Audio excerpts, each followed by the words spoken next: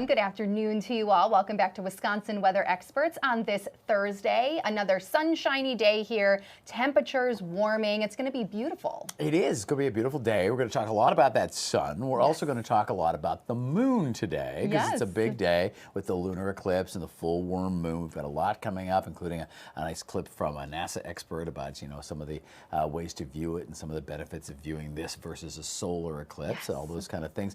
We've got some great storm video to share with you as well. And meteorologist Holly has a little tip, helpful tip so you don't have to go grocery shopping, because we know what something I've never heard of, by the way. It's a cool little tip. Stick around for that in case of power outages with the severe storms that we will also be talking about. Speaking of severe storms, the man himself, Chief Meteorologist Tom Wachs, is joining us this morning. Hi, Tom. Hey, guys. How are you? We're going to talk a bit about the Storm Prediction Center and the outlooks, right? Yes, and this is the first time this season we have already had a risk for severe weather, at least this sizable of a risk. Take a look, guys. This is for Friday, and we already have a moderate risk. That's a level 4 out of 5, just down to our south. This is particularly for late in the afternoon into the evening tomorrow. But I mean, look at this.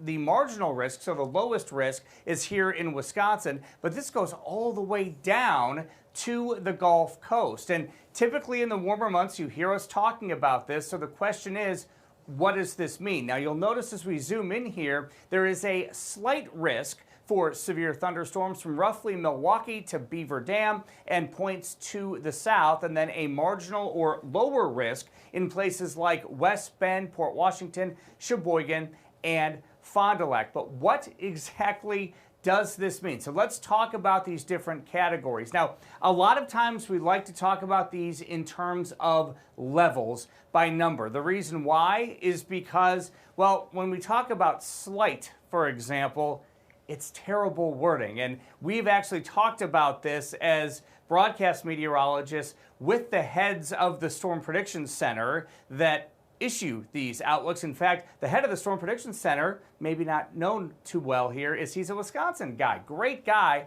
and they are well aware that the term slight risk is not the best term because it kind of leads you to think, oh, slight means that it's not going to be a big deal, right? Well, we're all pushing to try to get that wording changed because, again, it seems like it's not a big deal, right? But you can get tornadoes in a slight risk just as you can in a moderate or a high risk, for example. So the real important thing when we're looking at these risk categories is that you don't assume that, the types of severe weather is associated with it. It has to do with how numerous the storms are. So under a slight risk, for example, it's more scattered severe weather, where when you're talking about a moderate risk, which is in effect for tomorrow down to our south, that's going to be more widespread. In fact, it's probably going to be widespread wind damage in the moderate risk area with embedded tornadoes along that line as well. So that's why they have the moderate or the level 4 up down to our south. But again, it has nothing to do with the storm type. It has more to do with how numerous the storms are. So again, that's the important point here, is that you can get tornadoes in a slight risk just as you can in a higher level or a level 3, 4, or 5 risk when it comes to severe weather. So again, I know the terminology can be a little bit weird here, enhanced versus moderate. What does it all mean? Bottom line is pay attention. Be weather aware and just be mindful of the fact that here on our Friday, for us late Friday night, severe weather could certainly be a possibility. Damaging winds around here, looks like that'll be the main threat. Right. Well, and the tool that you're using to watch this show right now could be a key part of your storm plan going forward, because one of the things we always say is that during severe weather, you need to be able to keep in contact with what's going on, because you need to know when the warning is over, when the all clear is sounded. You need to know, some general ideas about what's happening out there in the world. It's easier than ever because with Fox Local, it's on your phone. Exactly. Right there on your phone, you'll get the push alert. You can watch Tom, Stephanie, Holly, Lisa, or I lead you through the whole event, and then when it's safe to come out from your safe spot, we'll let you know that too. Yeah, and even just your Storm Center app too. I say just, but that's where you'll get the alert if a watch or a warning is even issued by the National Weather Service. So make sure before you go to bed tomorrow night, remember this is potentially overnight for us here, make sure those alerts are turned on and that your volume is up or your vibrate is on so that you can actually hear it and it'll wake you up if, say, a severe thunderstorm warning or, God forbid, a tornado warning is issued. Right, and those phone alerts, you talk about lifesavers, yes. right? They're kind of like Amber Alerts, right? You look in your settings, and there should be emergency alerts down by Amber Alerts.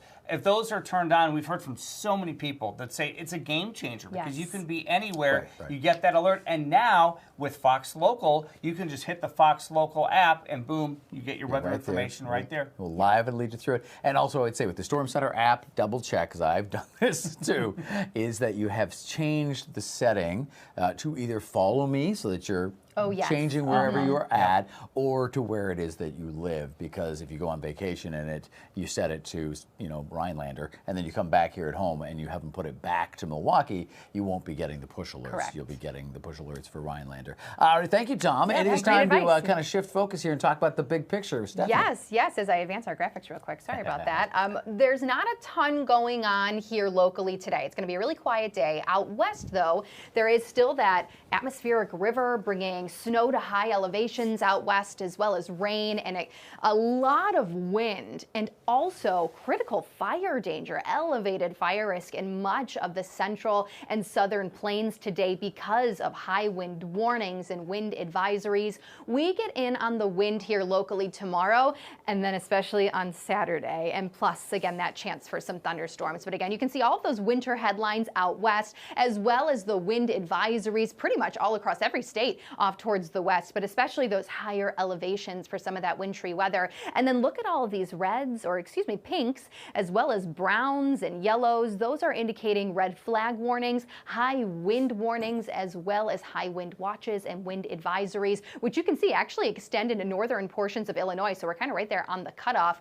This is for today, though, as well as into tomorrow as far as the wind goes. And then, as Tom just talked about, we are looking at a multi-day severe weather threat starting here on Friday, and then especially points towards the south. And then we're going to see that threat for severe weather shifting off towards the east on Saturday, should be gone by Sunday morning. But this has the potential to be a pretty widespread severe event, especially for places south of us. We're talking parts of Missouri, as well as Illinois, into southeastern parts of Iowa, right in that bullseye, that level 4 moderate. Again, tomorrow, you can see it shifting towards the east on Saturday to start the weekend with that higher threat along the Gulf Coast. But there are a lot of spots in the next couple of days, including those of us here in southern Wisconsin, that could be dealing with some pretty powerful storms. Right now, though, all looks quiet, right? Especially across our area and down towards the south. Again, central portions of our country, it's going to be that critical fire danger for today. You can see the activity out west still between the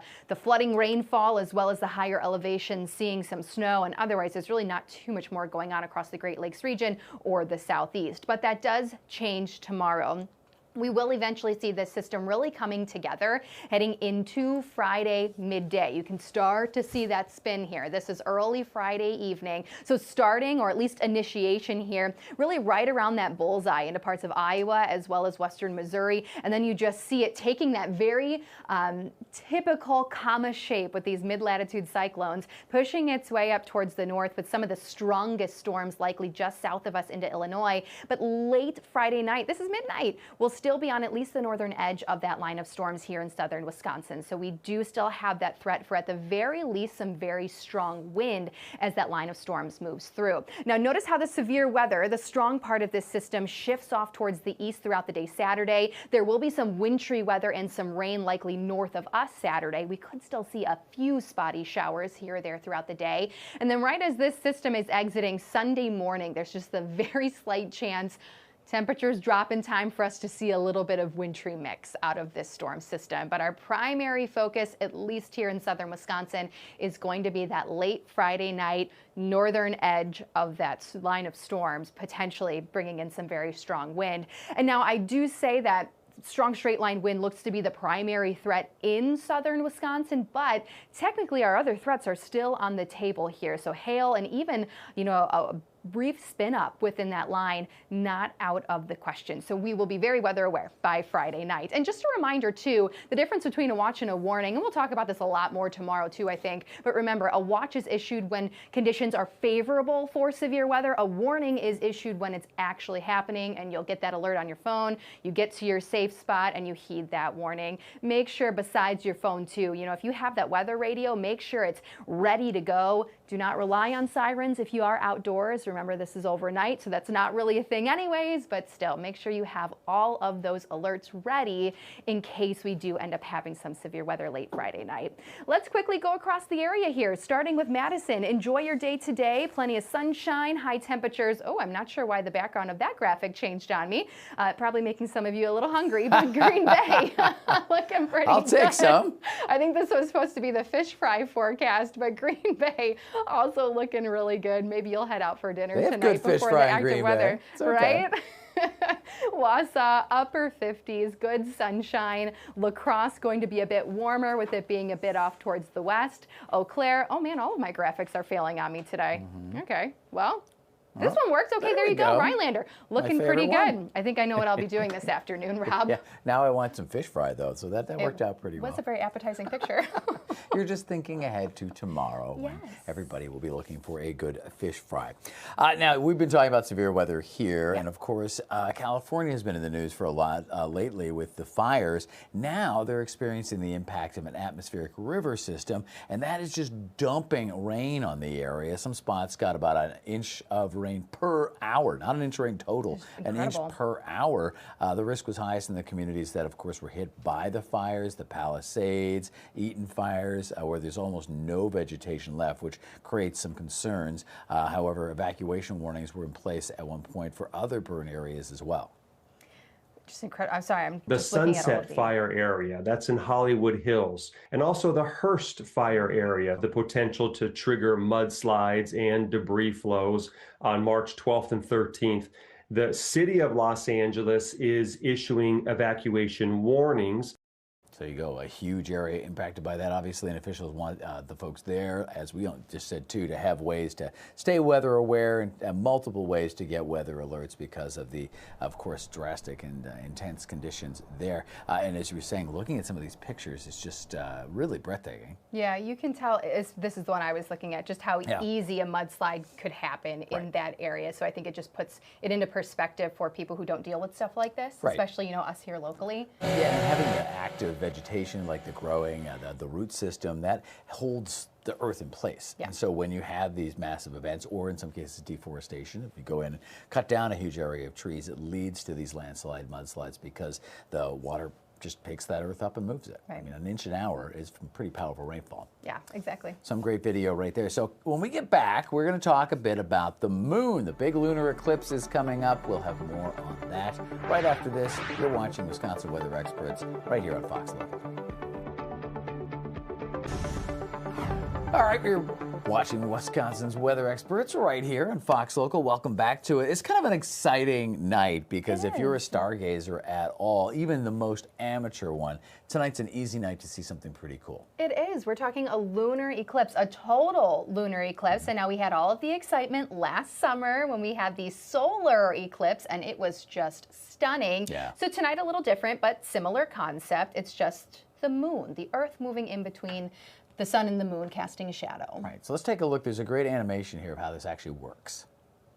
We are lucky this time around in North America. We're in prime position to see the eclipse.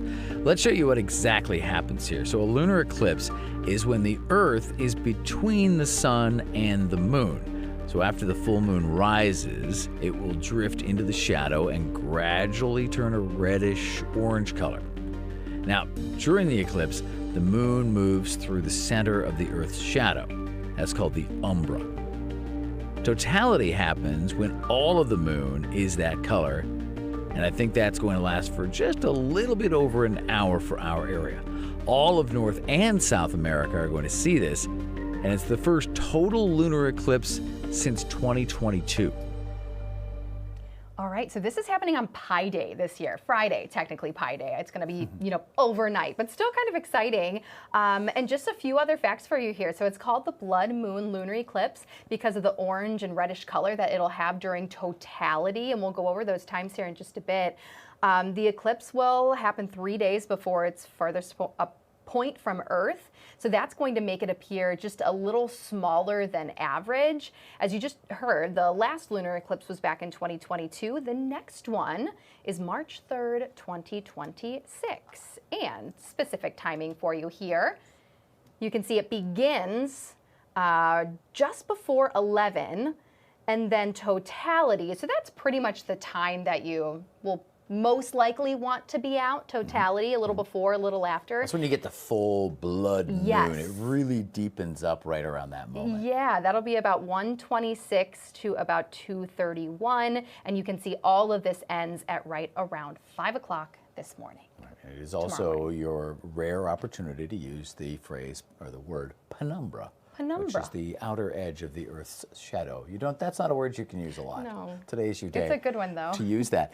I learned something today. I learned that there is a job out there called scientific visualizer. Oh, wow. We kind of do that by creating graphics to explain scientific phenomena like you just did. But there's a guy that I got to talk to just 45 minutes ago who does this for NASA, and he has some viewing tips for you. The lovely thing about a lunar eclipse is you don't need eclipse glasses. It's perfectly safe to view with your eyes, and you don't need special equipment. I mean, if you have binoculars or a telescope, that can enhance your view, but this is something that you can view from your front porch or your backyard. You just have to go outside and have a clear view of the southern sky. During this eclipse, the moon should be pretty high in the sky, so you shouldn't even have to worry about the house next door or the trees. You should be able to see it. And so it's easy to observe. It's not like a solar eclipse where it's a very specific time and location. You have time to relax. You can go inside and refresh your drink and come back out. And it's an outdoor activity. It's a way to go outside and listen to all the things that are happening at night that maybe you don't normally appreciate or pay attention to. Yes, that's certainly right with with NASA, and of course his job is to visualize things in space to help with the Artemis launch as well as other things. The moon, and obviously this event is right up his alley. So it was great to get to talk to him. We might be able to pick his brain again in the future as well for other major scientific events as well. And then we shift gears because back down here on planet Earth, we've just been talking about, we could get stormy, we could lose power. We could, absolutely. And meteorologist Holly Baker has this concept to keep in the back of your mind in case we do end up losing power. It could help you save some food in that fridge. As severe weather season is approaching, there are some things you would need to do to maybe start preparing, like for a power outage. Whenever there's a power outage, that means that your food could also be at risk. So here is just a tip in what we call the quarter test, and that will help you distinguish whether your food is still some good or not. So first things first, you want to get a small cup, you want to put water in the cup, and you want to put it in your freezer. Now all of this will happen before the power goes out. So in other words, just keep a cup of water that's frozen in your freezer. Now, whenever the power goes out, this is what you want to do next. You will want to get a quarter. Once you get a quarter, you're going to put the quarter on the top of the frozen water. Now, after this power outage has happened, and by the time your power is cut back on, if the quarter is still at the top, that means that the power wasn't out for long and your food is still some good. However, if the quarter is at the bottom, that means that the power was out for a long time, and that means the food is no good. However, if the quarter is somewhere in the middle, that means the items in your freezer are technically going to still be safe. However, some of the items that are in your fridge could be a little iffy, so you'll definitely have to look at it, such as lettuce. If your lettuce is brown, that's something you would need to throw out. And of course, throw out some of your dairy products. So again, here is just a recap. Once you freeze the water in the cup and the quarter is at the top, that means the food is still good. If the quarter at least floated all the way down to the bottom, that means the food is no good. If the quarter is somewhere in the middle, then that means you may have a chance to at least save some of your items. It's a great idea. It is a great idea. I'm not sure I've heard of that before. No, that's a new one for me too. And I would also advise that you use a styrofoam cup as pictured, Yes. or like a plastic cup, because you don't want to put glass. Water expands when it freezes, and you might drop it, and it might be a big old, very tip. dangerous mess there. But what a great way to save money with the price of groceries. Yeah, and something to just keep in mind through the entire severe weather season. Just keep that cup of water in your freezer until you need it. Tip handy. We'll probably roll that one out again Yeah. throughout the course of our active weather season. It is not active right now, that's for sure. It is quite nice out there at the moment. We're going to show you a live tower cam here. Oh, there's the airport. It's gotten a little cloudier. We hope we don't have too many clouds for the big lunar eclipse tonight. We're really hopeful for that. Fingers crossed, though. When we come back, we are going to talk about cooling by the lake and show you some ice fishing. Welcome back, everybody, to Wisconsin Weather Experts. We have a beautiful day in store today, and we had beautiful weather the past couple of days, but for the first time this season, this spring, we'll say, we had the return of a lake breeze. That's right, cooler by the lake. We say it a lot when we get to the spring and summer months, particularly because of that big old lake that we live next to. So how does that actually work? How does a lake breeze even form? Yeah, so most of the time, we'll either have a high pressure or a low pressure system. That'll impact the direction of the wind. But on a day like today, the wind was calm all morning long. Once we hit these midday hours, the sun quickly heats the air over the land. Remember, it takes water longer to warm up or to cool down. It just, takes longer than land. But once that air warms from the sun, then it starts to rise, and the cooler air right above Lake Michigan, so still pretty much at the surface, then takes its place over land, creating a lake breeze. They are most common, again, during the spring and the summer. We know that here along Lake Michigan. And most of the time they kick in once we start to see our daytime heating right around late morning or midday. Oftentimes during the 11 o'clock news, Rob, I will be out on the weather deck, and then I will feel that lake breeze kick in. Now, it is really fascinating, too. Lake breezes can also act as a mini cold front, and we've seen this from time to time. They can generate rain showers or thunderstorms. You can see them on radar if they're strong enough, and they can still move inland. That's right, and sometimes they're stronger than others, and the inland area becomes a lot farther inland than on other days. If the breeze is light, it's only maybe the first 4 or 5 miles. If it's a stronger breeze like it was yesterday, some of that cooling effect even pushed farther inland, like in Ozaukee and Sheboygan counties. So an interesting phenomenon, and again, a big part of living next to Lake Michigan, which we love, but it does come along with some challenges. If you have questions like how does a lake breeze form or anything like that, you can always send us your questions. We've made a very easy online form for you. You just go and click on that QR code if you want to check that out, or go to our website, and that'll take you through to the form that you fill out, and we will do our best to answer it for you right here on this show. Yes, and now we're warming up here, but up north there are still some spots ice fishing. Take a look at the station up near Shawano Lake. For angler Jerry DeBush, getting out and ice fishing is where he says he likes to be. I'm retired now, so I always dreamed about being able to come out here during the week and having a whole lake for myself, just about. DeBush is talking about Cecil Bay on the eastern end of the 6,200-acre Shawano Lake. Just panfish, bluegills mainly, but I'm catching a bunch of perch today. Wow. Usually only get 1 or 2, but I think I got about 8 or 9 already. On the northern shoreline at Shawano Lake County Park Boat Landing, it was probably 4 or 5 feet high with the ice. Parks Director Keith Marquardt says months of winter weather had an impact. We've got 4 landings here at the county park, and they're all cement landings, but we've got blacktop before you get to the landing. So the cement part is fine, this year especially, but some of the blacktop has been broken up, so we'll have to get those patched and repaired. And that's not all. Shorelines, on our beach over there in front of my office here, we use our tractors, and we'll level it off as best we can. But yeah, there's been a lot of ice push, and so it's not as bad as other years, but there has still been quite a bit of damage done. Marquardt says this year's ice could last until the end of March. Jerry DeBush says that's fine with him. Hopefully at least a couple more weeks anyway. I just like being out here, especially when it's sunny like this. peaceful. On Shawano Lake, Eric Peterson, Fox 11 News. Looks beautiful indeed. Thanks for joining us at Wisconsin Weather Experts right here on Fox Local. We'll see you tomorrow at noon.